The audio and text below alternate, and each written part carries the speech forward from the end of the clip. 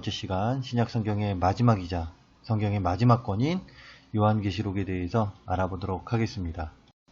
신약의 시작인 사복음서가 예수님의 초림에 초점을 맞추고 있다면 우리가 오늘 알아가는 이 요한계시록은 예수님의 재림에 초점을 맞추고 있는데요. 이런 요한계시록은 신구약의 예언적 성취와 묵시적 열쇠를 푸는 묵시록적 열쇠를 푸는 신구약 전체의 클라이막스에 해당하는 책이 됩니다. 그렇다면 신구약 전체의 클라이막스에 해당하는 책인 이 요한계시록, 또한 1장 1절에서 예수 그리스도의 계시라고 시작하고 있는 이 요한계시록은 과연 누가 기록하였을까요? 1장 9절을 보게 되면 다음과 같이 기록하고 있는데요. 나 요한은 너희 형제요 예수의 환난과 나라와 참음에 동참하는 자라.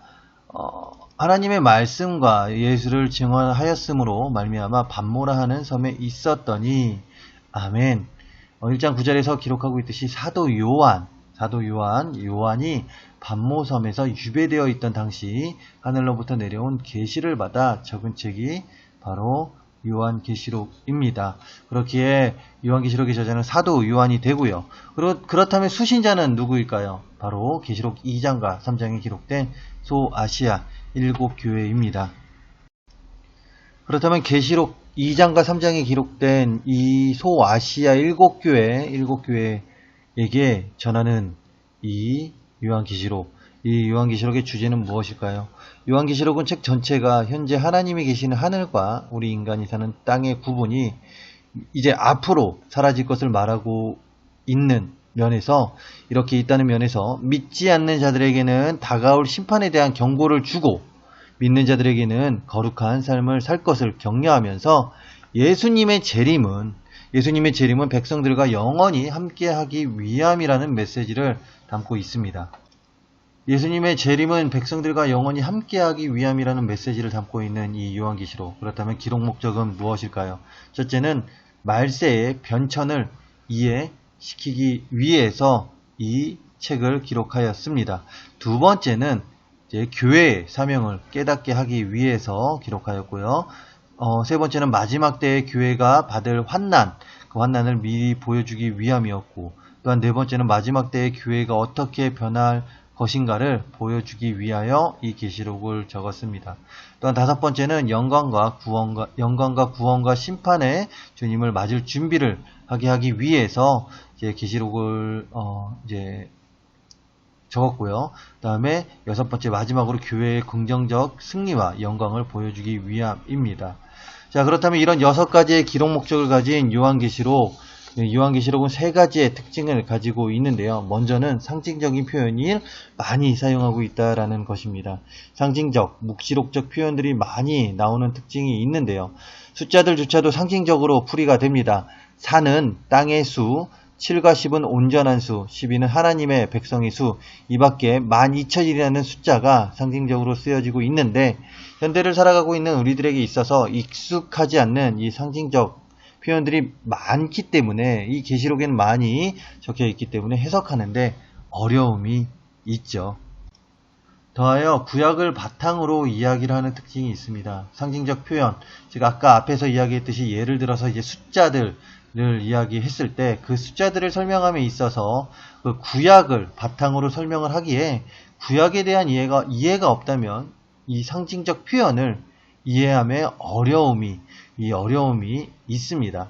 또한 세 번째로 이분법적인 이 관점을 가지고 이제 그 계시록이 계속해서 나타내어지고 있는데, 이분법적인 묵시록적 관점이 가득한 이 특징을 보이고 있습니다. 예를 들려면 하나님께 속한 자 대 용과 짐승에 속한 자, 하늘에 거하는 자, 땅에 거하는 자, 어린 양의 신부 새 예루살렘, 음녀 바벨론, 이렇게 서로 비교가 되는 비교를 시킴으로써 이제 요한계시록에 이제 나타내고 있죠. 이 비교를 함으로써 설명을 해주는 이런 이분법적인 관점으로 요한계시록을 기록하였습니다.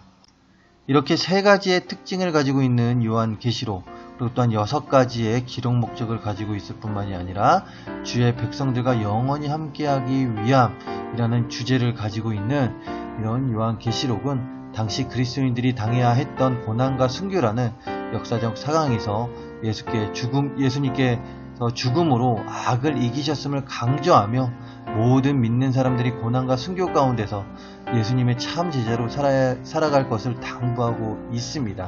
그러면서 계시록은 미래에 대하여 이야기하고 있는데요.